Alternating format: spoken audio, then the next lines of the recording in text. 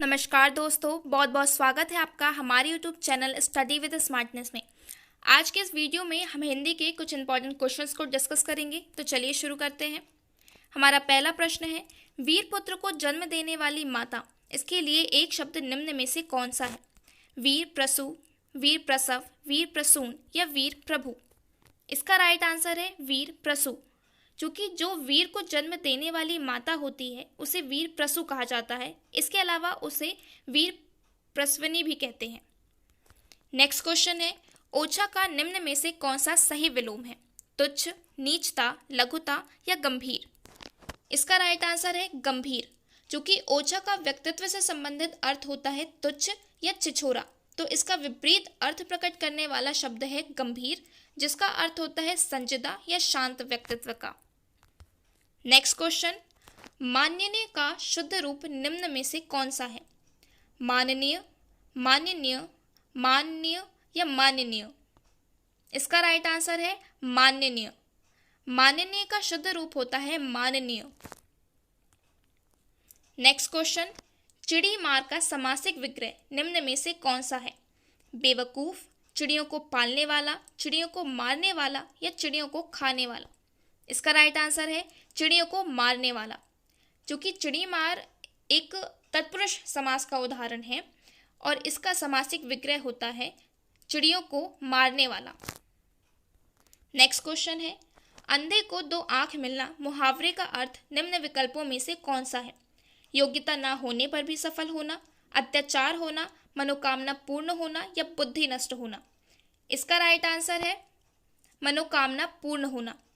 चूँकि मुहावरे विशेष अर्थ प्रकट करते हैं, तो यहाँ पे अंधे को दो आंख मिलना का अर्थ होता है मनोकामना पूर्ण होना। एक उदाहरण से समझ सकते हैं कि एमए और बीएड करते ही राकेश की नौकरी लग गई और उसे क्या चाहिए था? मानो अंधे को दो आंख मिल गई हो। ये इसका उदाहरण हो सकता है।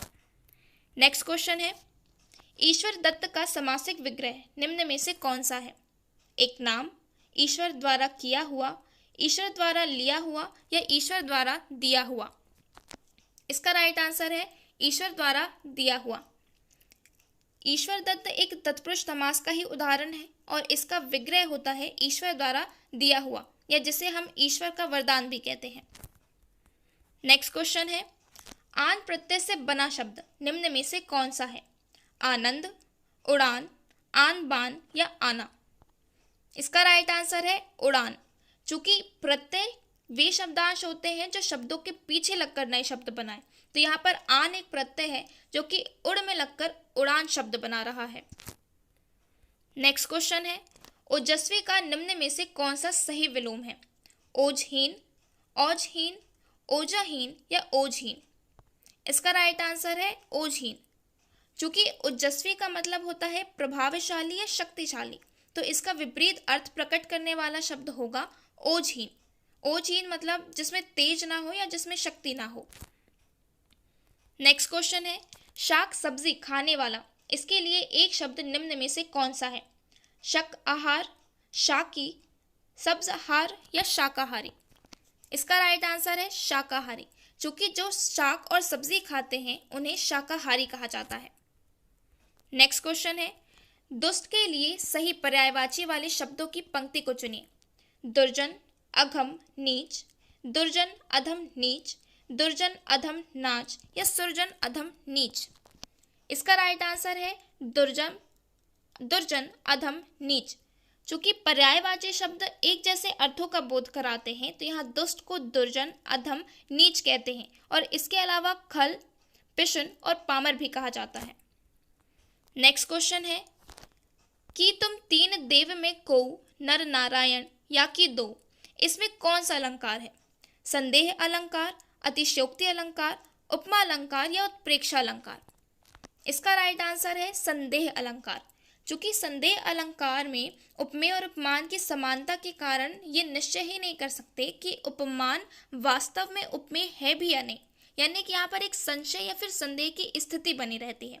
तो इस पंक्ति में भी संदेह की स्थिति है कि तुम तीन देव में को, तुम तीन देवताओं में कौन हो? नर नारायण या कि दो, नर हो, नारायण हो या फिर दोनों हो? तो इन पंक्तियों में संदेह है, एक संशय बना हुआ है, तो ये संदेह अलंकार का उदाहरण है। नेक्स्ट क्वेश्चन है, सिर पर बैठ्यो काग, आंख दो खात निकारत, खींचत जीवहि स्यार, अति आनंद उर्धारत। इसमें निम्न में से कौन सा रस है? रौद्र रस, विभत्स रस, भयानक रस या करुण रस? तो इसका राइट आंसर है विभत्स रस। चूंकि विभत्स रस में घृणित व्यक्ति या फिर वस्तु को देखकर या फिर उसका विचार करके मन में घृणा या फिर ग्लानि उत्पन्न होने लगती है। तो इन पंक्तियों में भी काग यानी कौवे के बारे में घृणित बातें कही जा रही हैं। तो ये एक विभत्स रस का उदाहरण है और विभत्स रस का स्थायी भाव होता है जुगुप्सा। नेक्स्ट क्वेश्चन है, देख लो साकेत नगरी है यही, स्वर्ग से मिलने गगन में जा रही।